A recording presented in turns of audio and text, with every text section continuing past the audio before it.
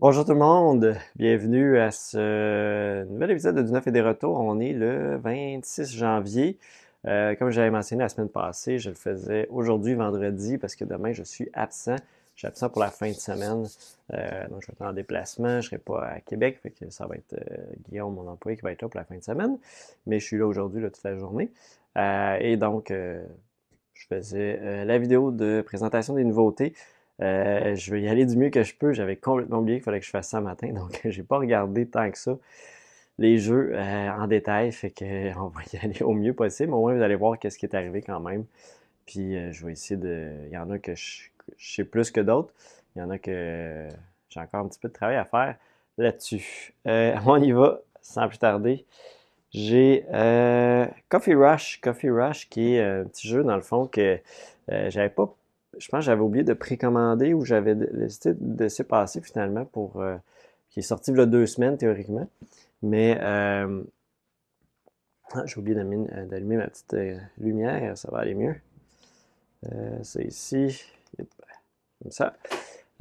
Et qui est sorti ça il y a 2 semaines. Là, je viens de les recevoir en stock, qui est un jeu en français, qui est un jeu dans lequel on va développer un petit café. Euh, donc, on va, c'est un, dans une réanimée, un café parmi tant d'autres. Le cadre est agréable, les boissons délicieuses et les réseaux sociaux séduisants. Puis là, on va devoir envoyer vos commandes et devenir le meilleur barista. Donc, on va devoir servir différents types de café, etc. Donc, c'est un jeu assez simple, de poids familial, là. 30 minutes par partie, 2 à 4 joueurs. Donc, c'est Coffee Rush que vous allez retrouver ici en version française. Ensuite de ça, on a 5 Corées. 5 Corées ici, qui est un jeu illustré par Yann O'Toole. On reconnaît la plume ici de l'artiste. C'est The Pride of Mansa Musa. C'est un jeu un peu plus lourd de ce côté-là. C'est un jeu qui va être de 150 à 180 minutes. Donc un jeu assez long également. 1 à 4 joueurs. Il y a un solo. Il y a un versus solo qu'on appelle, c'est-à-dire qu'on se bat contre un automa. Un bateau encore là très coloré. On va retrouver dans ce jeu-là, je vais être sûr, je n'ai pas regardé encore, on doit être le euh, euh, Tasked by the Emperor, Mansa Musa, with spreading knowledge through West Africa. Les joueurs devront, dans le fond, manager, gérer leur prestigieuse école dans 5 Corées et être la meilleure université à travers eux. Donc, on va, dans le fond, développer notre université. C'est ce qu'on va faire dans 5 Corées. On va engager des gradués, enseigner des classes, ajouter des curriculums, remplir la grande librairie de livres, avancer notre savoir, donc toutes sortes de choses, la théologie, les mathématiques, l'astronomie. Chaque université construit chaque discipline. Est-ce que vous êtes capable de naviguer dans les corridors des académies et de compétitionner avec les autres? Fait qu'on va développer une université, grosso modo, dans 5 Corées. Semble avoir des mécaniques un peu de se déplacer sur une espèce de map, probablement. J'estime de la pause ouvrier, mais je suis pas certain du tout. Fait que on va y aller avec ça pour l'instant. Mais vous savez un petit peu plus la thématique, etc. pour 5 Corées. Qui m'intrigue beaucoup. euh, on a aussi reçu le successeur de Dawn of the Z, de Plum Island Horror, qui est un jeu de GMT, mais on ne reconnaît pas tant que ça la plume GMT ici. Ils en font quand même des beaux à l'occasion. Coopératif, on a donc plusieurs héros possibles et on va devoir se battre contre des zombies ici.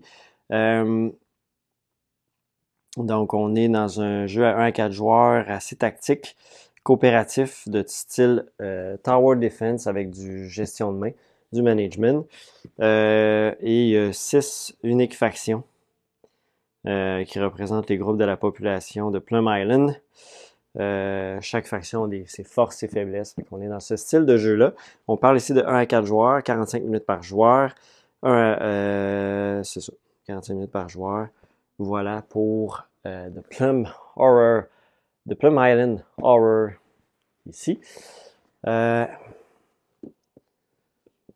qui est en anglais.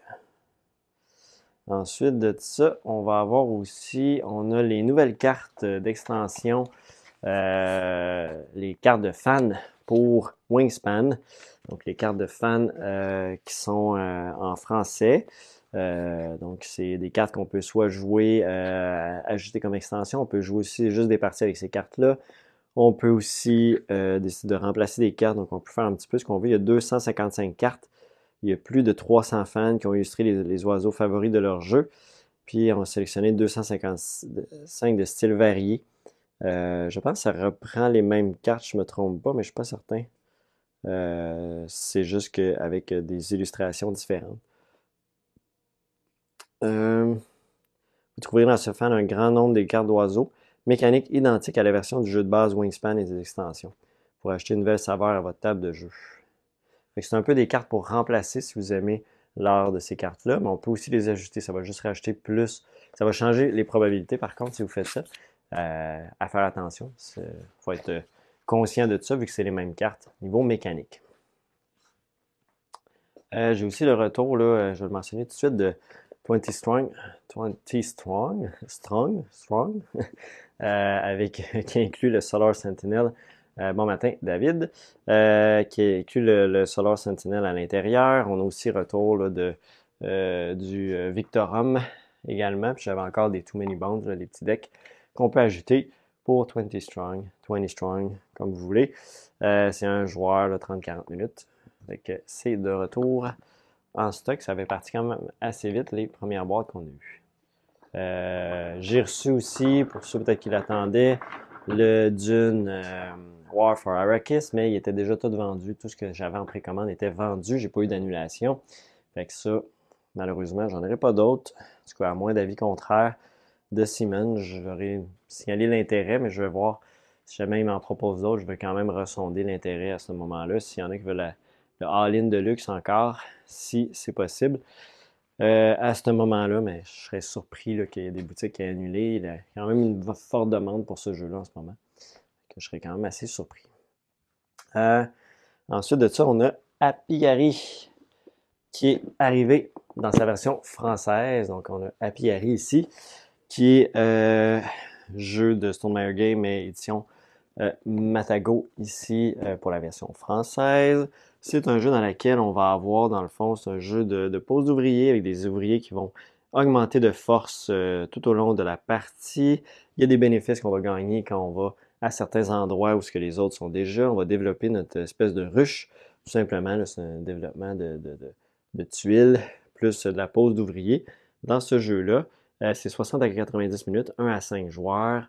Donc, on a 20 factions uniques d'abeilles qu'on va retrouver dans ça ici. C'est environ 60 minutes par joueur.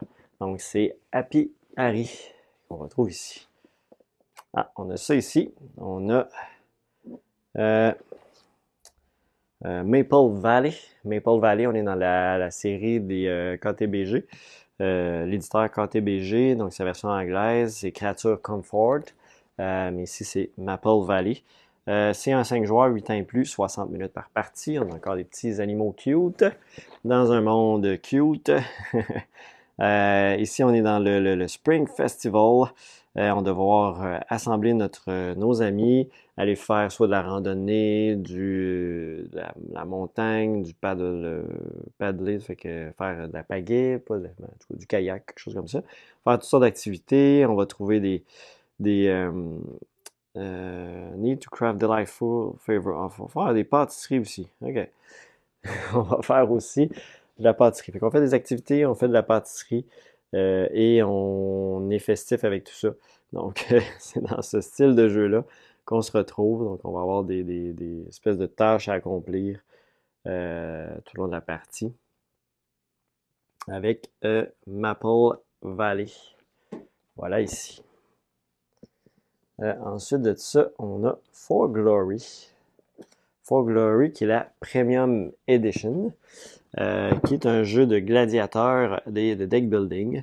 C'est Alex Wolff qui est derrière ça. C'est 60 à 90 minutes. C'est 2 joueurs uniquement comme jeu. Donc, c'est un jeu de combat de gladiateurs de style deck building. Donc, on va recruter et entraîner des gladiateurs, sécuriser l'influence des patrons, bâtir notre économie, construire notre stratégie et se battre dans l'arène pour gagner la victoire. Donc, on est dans ce style deck building-là avec 2 phases de deck building. Donc, ça dit un New Two-Phase Deck Building System pour gladiateurs. Je pense qu'on a des pièces en métal. Realistic Metal Quaint. Ouais, on a des pièces en métal. Le premier créature confort était quand même fun. Ouais, il était assez apprécié, effectivement, le premier créature confort. Je sais pas si c'est aussi intéressant pour celui-là, Maple Valley. On a aussi reçu Tanto Monta, The Rise of Ferdinand et Isabella, 1770 à 1516. Donc, on est dans du GMT jeu d'influence. C'est 4 joueurs uniquement, 3 à 7 heures par partie. Donc, on va se déplacer sur le plateau. On couvre la période de 1770 à 1516. On va avoir sûrement 4 factions différentes. On a le Spanish Player, le Portugal. Après ça, on a qui d'autre? C'est ceux qui sont familiers avec Here I Stand. Donc, c'est dans cette famille-là de jeux qu'on retrouve Tanto Monta avec ici une espèce d'univers, pas un univers, mais de concept mécanique de Here I Stand. J'ai-tu d'autres choses? Je pense que j'ai pas mal fait le tour des nouveautés cette semaine. J'avais reçu aussi Summoner Wars en français. Malheureusement, j'ai juste reçu une copie de ce que j'avais commandé. Fait que je sais pas, c'est supposé revenir éventuellement, mais en français, c'est le Master Set de Summoner's War. Pas bien reçu de copie. On a des nouveaux petits paquets de cartes aussi, bien standard. Mais on a encore, là, je vais vous les remontrer. Je pense que j'avais montré la semaine passée, mais les fameux X-Trays, les petits cups. Il y en a 3 qui sont séparés en 2, puis il y en a 3 qui sont de cette taille-là. Fait que c'est des petits cups pour serrer vos jetons. Avec les X-Trays, j'en ai rentré d'autres, ça a bien fonctionné. Fait que je me suis dit que c'était intéressant d'en avoir d'autres. Je pense que vous les appréciez bien. Sinon, du côté des retours en stock, quand même plusieurs choses aussi. Longtemps qui était réattendu. Three Sisters. J'en avais commandé 6. On les a mis en ligne hier. Il en reste 3. Fait que je vous dirais, garochez-vous si vous le voulez vraiment. Parce que je pense qu'il est déjà en rupture chez mon fournisseur. Fait que, il a pris une certaine quantité, mais quand c'est des retours de même, on ne sait jamais si ça va, si les gens ont passé à autre chose. Mais lui, je pense qu'il est assez apprécié. Ces copes-là, c'est super, David. Bon, parfait, ça. J'ai jamais essayé, mais ils ont l'air effectivement très bien, là. Ils font penser un petit peu à ceux de Stonemaier Games. On a aussi le retour de Dice Throne. Dice Throne, j'ai aussi toutes les petites boîtes en français aussi, la saison 1. Et là, on a aussi le Dice Throne Adventure en français que j'ai ramené également en stock pour aller avec toutes les boîtes de Dice Throne également. Donc, c'est la version coopérative dans laquelle on va avoir une grosse aventure avec les personnages. On peut jouer solo aussi de mémoire. Et puis, j'ai aussi le retour de Age of Innovation. Age of Innovation, autant en anglais qu'en français. On a ça de retour en stock. C'est un jeu Terra Mystica Game, donc c'est le Terra Mystica mixé avec Gaia Project. On retrouve un peu des deux, plus d'autres choses, des factions où on peut avoir encore plus d'asymétrie, c'est-à-dire qu'on peut choisir le personnage plus le plateau indépendamment, donc ça crée encore plus de combinaisons. Je pense qu'il y a des technologies de plus qu'on va ajouter, fait qu'il y a beaucoup de petits ajouts. Des bons retours également pour les amateurs de cette série-là, donc Age of Innovation, qui est de retour en stock en anglais et en français. J'avais World Wonders aussi, là, je ne l'ai pas sous la main, mais ça aussi. J'avais repris quelques copies. Sinon, dans les plus marquants, j'ai Art Society aussi qui a bien fonctionné, que j'ai ramené aussi plusieurs copies. Ensuite de ça, on a aussi Érudit du Tigre du Sud. On a ramené des copies. L'extension de Distilles Afrique et j'avais pas le jeu de base, mais l'extension était disponible encore. Grand Austria Hotel, d'autres boîtes. Kites également. Knorr, en fait, c'est un peu bizarre. J'ai reçu une boîte, en fait. Je ne sais pas ce qui s'est passé chez le fournisseur, mais ça disait qu'il était en rupture. J'en ai commandé une douzaine pour quand il allait de revenir en stock, donc mettre dans mes jeux en attente. Puis, il en a envoyé une boîte finalement, peut-être qu'elle traînait à quelque part. Donc, ça se peut que vous avez reçu un avis de retour en stock. Fait que je vous dirais d'aller recocher pour être avisé du retour en stock. C'était un pseudo retour en stock, il y avait une boîte. Fait que c'est la personne la plus rapide qui l'a eu. L'île des chats aussi. On a Nemesis Lockdown, Obsession en français. Qu'est-ce qu'on a d'autre? Radland aussi en anglais, quelques boîtes. Puis plusieurs autres choses, de Loop, d'autres boîtes également, Viticulture aussi en français. Donc, je vous invite à aller voir ça. Plusieurs retours en stock cette semaine également. Donc, ça fait pas mal le tour de ce que je voulais vous parler cette semaine. Merci d'avoir été là. La semaine prochaine, ça devrait être le samedi, mais ça se peut que je le fasse le vendredi aussi. Je vais voir pour la suite des choses. Donc, merci d'avoir été là. Je sais qu'il y a un petit peu moins de monde le vendredi, hein. Le monde est au travail, mais bon, c'est pas très grave. Vous l'écouterez en différé. Merci beaucoup et on se revoit la semaine prochaine. Bye bye.